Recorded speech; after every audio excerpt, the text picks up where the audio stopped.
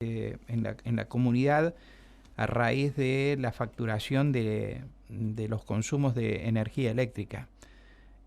Los medios, incluso esta radio, se han hecho eco de algunas manifestaciones que hubo, incluso de algún sector de vecinos en la puerta de Sal.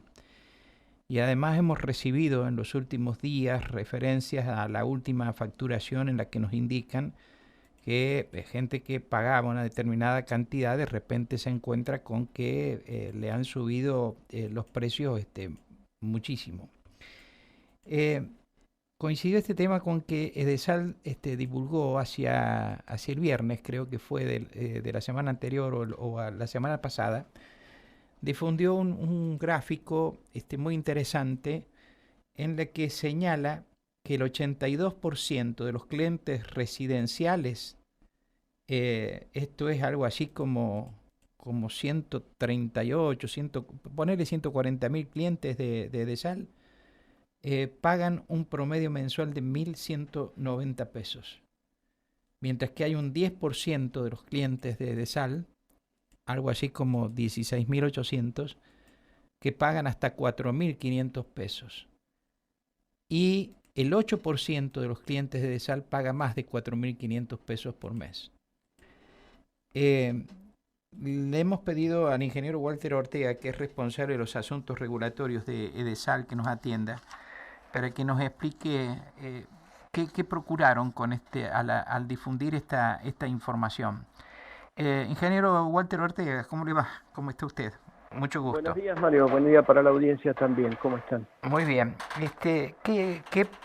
¿Cuál fue el objetivo, digamos, de Edesal al hacer esta divulgación, marcando las franjas de los consumidores de energía eléctrica en San Luis? Bien. En primer lugar, bueno, fue correcta la descripción que usted hizo respecto de la pirámide de consumos o este gráfico, digamos, que nosotros hemos enviado, porque, digamos, hay digamos así, una creencia de que la mayor cantidad de las facturas son las más altas, digamos, en cuanto a términos de costo para los clientes.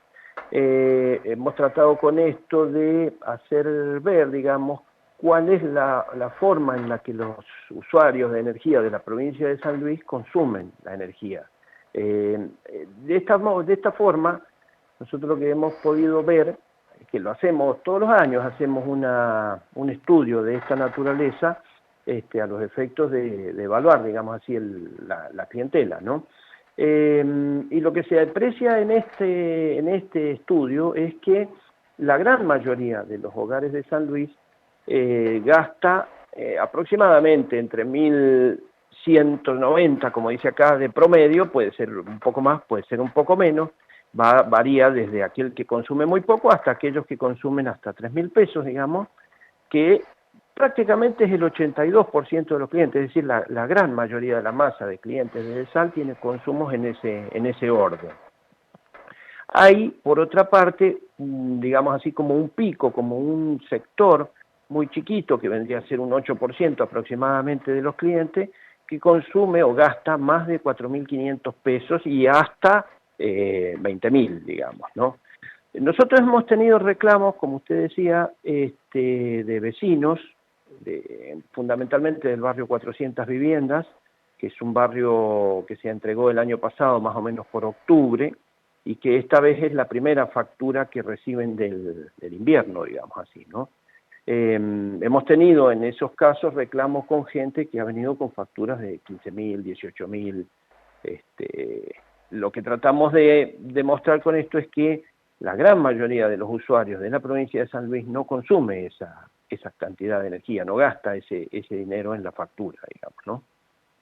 ¿Y por qué pudo darse ese caso de que hubiera gente que recibió facturas por esos importes? Mire, nosotros estamos todavía evaluando porque fueron muchos reclamos, estamos trabajando en el control de los medidores, en el control de los consumos.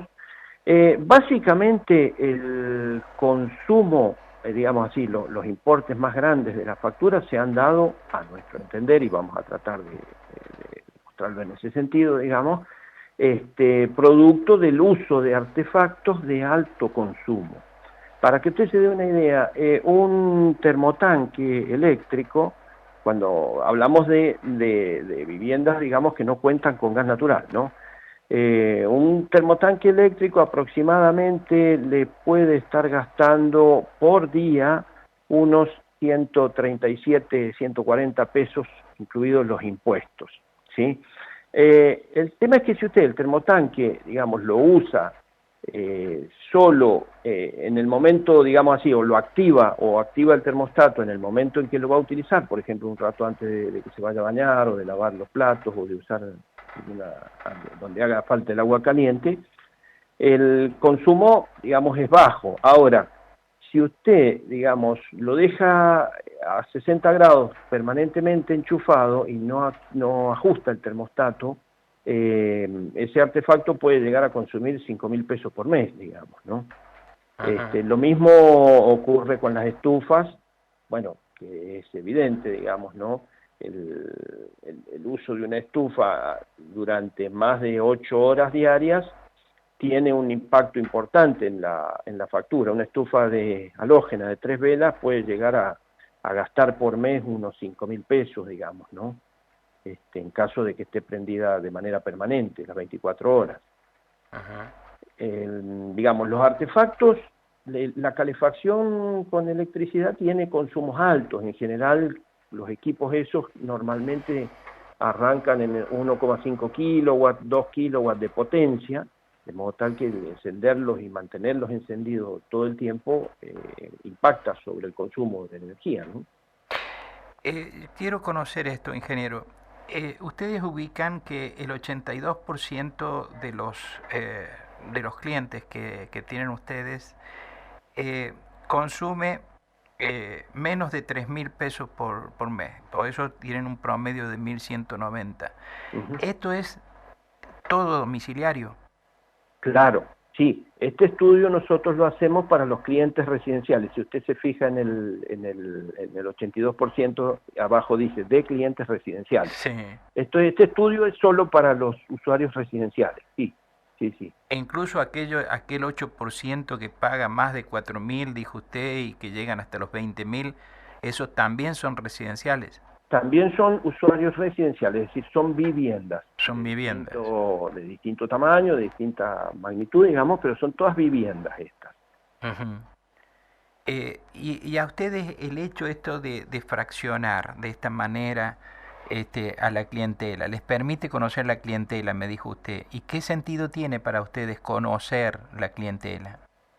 Bueno, esto es muy importante porque permite adecuar la gestión, básicamente, la gestión de planes de pago, la gestión de tratamiento de las suspensiones de servicio, este tipo de, digamos así, de fragmentación o segmentación de los clientes nos permite a nosotros establecer mejores planes de trabajo, digamos, es más que nada de uso interno, ¿no? Uh-huh. A la vez, por supuesto, también sirve como para ir teniendo una idea de cómo es el comportamiento de los consumos y en qué zonas, digamos, aquí no está diferenciado, pero nosotros estos estudios también los tenemos diferenciados en distintas zonas porque nos permite también adecuar la red a ese requerimiento, es decir, cuando aparece, digamos, una zona donde hay altos consumos, nosotros, para poder abastecer esos consumos, tenemos que instalar transformadores más grandes, poner nuevos cables,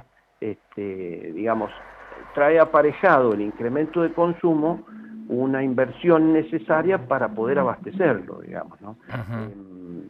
Eso desde el punto de vista geográfico, básicamente, y desde el punto de vista de la localización, porque en general los barrios nuevos cuando aparecen, digamos, suelen digamos, darse en lugares donde no hay infraestructura para abastecerlo, entonces hay que ir y construir esa infraestructura para abastecer estas demandas, ¿no?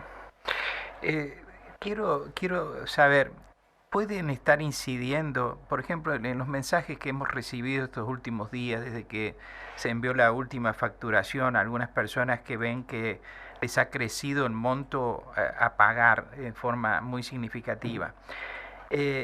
¿Puede haber incidido el hecho de que ha habido alguna actualización en las lecturas de los medidores, que hayan tenido medidores sin lectura ustedes de estimación y que de repente hayan ido, leído y ajustado o no?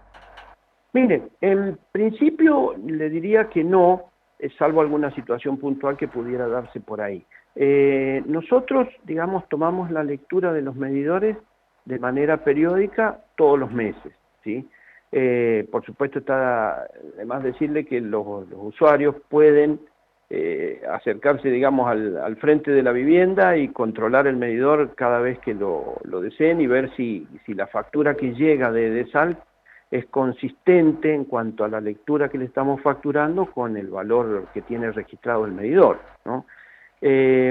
Lo que nosotros hemos hecho, como le decía, en estos barrios donde la gente nos había planteado dudas respecto del funcionamiento de los medidores, es hacer una auditoría de todos esos aparatos para estar seguros. Esa auditoría se hace con gente precisamente, auditores de la universidad, que son independientes, digamos, y que permiten con unos aparatos especiales determinar el funcionamiento del medidor, ¿no? Eso en cuanto al funcionamiento del aparato. En cuanto a la toma de lecturas, como le digo, tenemos una cantidad importante de lecturistas que hacen el recorrido periódicamente todos los meses, y en caso de que fuese necesario hacer alguna estimación, en la factura figura una letra E, digamos, que indica que esa lectura fue estimada. Una de estimación. manera que cuando se hacen estimaciones se le hace saber al usuario que esa lectura fue estimada, digamos, ¿no? Y quiero además conocer esto, el hecho de que, por ejemplo, eh, conozco varias personas que o que están construyendo o han decidido cambiar de sistema, que han decidido utilizar todos sus artefactos eléctricos y no a gas. Han unificado, digamos, los consumos de energía en la electricidad. ¿En este momento es más conveniente o menos conveniente que hacerlo compartido como antes, gas y luz? Mire, en general las tarifas de gas y de luz, cuando usted hace la cuenta por kilocaloría hora, el valor, digamos, que tendría que abonar es el mismo, digamos, no cambia. Lo que pasa es que por ahí los sistemas de calefacción a gas tienen una sensación de confort superior a los de calefacción eléctrica. Ajá. Entonces, probablemente usted consuma menos porque, digamos así, tiene que gastar menos gas para sentirse cómodo que lo que gastaría con electricidad. Digamos, pero es una cuestión de sensación, digamos, ¿no? Obtener la kilocaloría, ya sea por electricidad o con gas natural, en general siempre tiene el mismo costo, salvo que haya alguna distorsión en algún subsidio especial que tenga la tarifa de gas o que tenga la tarifa eléctrica. En principio, si todo está dentro de los valores de equilibrio, debería ser lo mismo, digamos, ¿no? En general, la gente tiende a utilizar la electricidad por un problema de inversión en los aparatos y en la instalación. Sí. Es mucho más económico comprar un aparato calefactor eléctrico y es mucho más económica la instalación para abastecer a ese calefactor que hacerlo con gas. ¿Sí? En general, la instalación de gas es mucho más cara y los aparatos de gas son bastante más caros también que los eléctricos. Me parece que por ese lado va, digamos así, la elección. Después, en el consumo es más o menos parecido, no tiene por qué haber ninguna diferencia a favor de un sistema o del otro, ¿no? En un país, le digo, como Argentina, que dispone de ambos recursos. Si fuéramos, por ejemplo, a Chile, no, porque ellos no tienen una infraestructura de gas natural tan diversa y por lo tanto recurren sí o sí a los calefactores eléctricos, ¿no? Sabemos cómo se marcan que hay valores que son comunes en toda la Argentina para el precio de la energía y otros que son variables. Este hecho de que ustedes sostengan que el 82% de los clientes residenciales que tienen pagan lo que pagan, unos 1.190 pesos por mes de promedio. ¿Eso guarda relación con lo que pagan en otros lugares de la Argentina, en otras provincias? ¿Está por encima, está por abajo? ¿Cómo es? En general, el consumo promedio de la provincia de San Luis se ubica un poquito por debajo del promedio nacional, el consumo promedio de los hogares, ¿no? Sí. Esa estadística sí, hay que decirlo, es de todo el año, digamos, ¿no? La Secretaría de Energía y los entes nacionales hacen estadísticas comparativas, y en general, desde hace ya mucho tiempo, el consumo específico, que le llamamos nosotros, consumo de las viviendas, digamos, de cada suministro, viene creciendo gradualmente en San Luis y está un poquito por debajo del promedio nacional, ¿no? Hay provincias que tienen promedios más altos, sobre todo las provincias donde hace más calor, básicamente, que usan los aire acondicionados mucho más en el verano, ¿no? Ujú. En San Luis, digamos, como el clima es relativamente templado, tenemos 1 o 2 meses de invierno donde hay uso intensivo y en verano prácticamente hay un mes nada más suele ser enero, donde el uso de los aire acondicionados es más alto. Por eso el promedio no es tan elevado, digamos, no Ajá. es de los más altos, ¿no? Le hablo en cuanto a consumos en valores físicos, ¿no? Después las tarifas depende de cada jurisdicción, porque cada provincia aplica su propia tarifa de acuerdo a las determinaciones de su ente regulador, ¿no? ¿Cómo hacemos para, aunque haya bastante publicidad sobre esto, incluso ustedes mismos la hacen, Edesal lo hace, ¿cómo se hace para que, digamos, proceder racionalmente con el uso de la energía eléctrica? Bueno, como le decía, depende del tipo de artefactos con que se cuenta.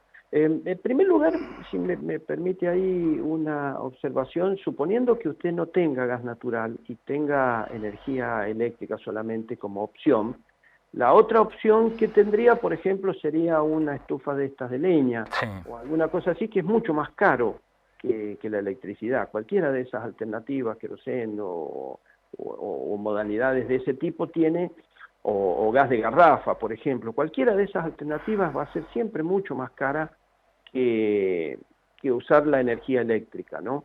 Digo, para obtener la misma cantidad de calor, ¿no? Ahora, si no hay otra opción y usted tiene que usar la energía eléctrica, la recomendación que nosotros hacemos es que, digamos, primero mantener las temperaturas en valores no superiores a los 20 grados, 20, 21 grados como mucho dentro del ambiente, ¿no?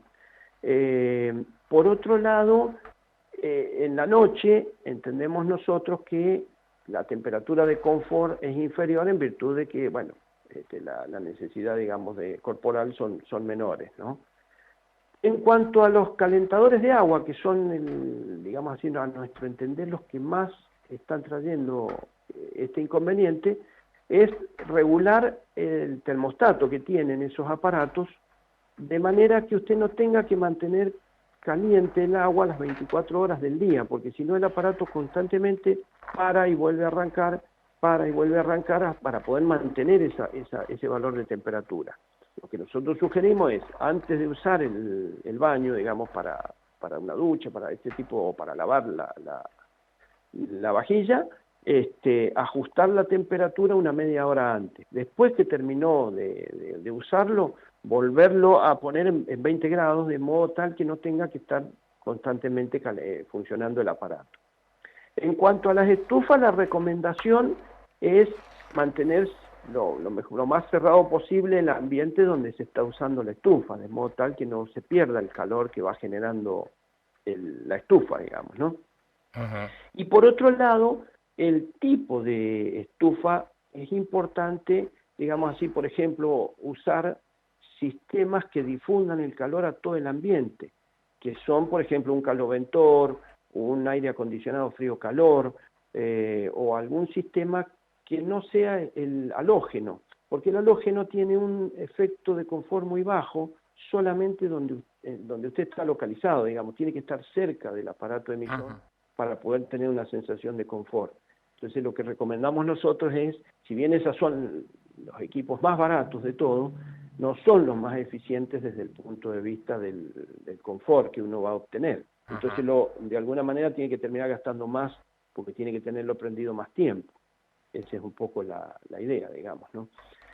También mantener la vivienda lo más cerrada posible en cuanto a los chifletes que le llamamos nosotros, es decir, tratar de colocar burletes en la ventana, hacer la ventilación de los ambientes una vez al día, a la mañana, por ejemplo, veo que es necesario, digamos, que los ambientes se ventilen, hacerlo de una sola vez al día en la mañana y después mantener cerrado el ambiente lo más que se pueda, digamos, ¿no? Ingeniero, disculpe el tiempo que le tome. Muchísimas gracias por la información. No, por favor, Mario, muchas gracias a usted y le agradezco por permitirnos llegar a la audiencia y transmitir estos conceptos. Bueno, muy bien, muchas gracias. Un gusto. El responsable de Asuntos Regulatorios de DESAL, Walter Ortega, estuvo esta mañana aquí en Nada Secreto en Radio Universidad.